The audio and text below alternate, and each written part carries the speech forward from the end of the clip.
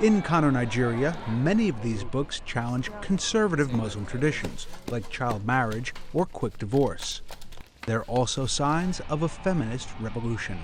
When you educate a woman, you educate a world.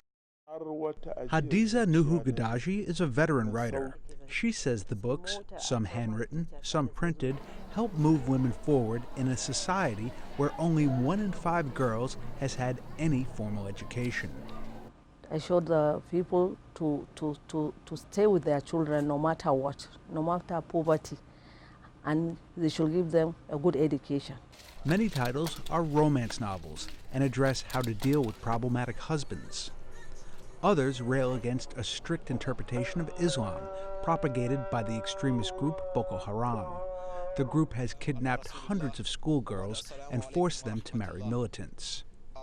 Gudaji admits there are limits to the works. You have to minimize your word when writing, like maybe you want to talk about husband and wife. There is a limitation. Sometimes the reaction is violent. Gudaji says one woman was badly beaten and another was gang raped in her home after she published a book about women's rights in politics. Still, the novellas are extremely popular. Gudaji is a frequent guest on radio shows, many of which have daily readings to make the works more accessible to the illiterate.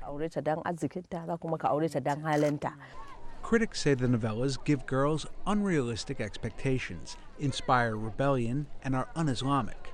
But they're also having an impact with males. So men, they start learning, understanding.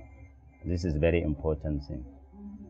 So I know a woman bring a revolution into our society. Not all the romances challenge the status quo.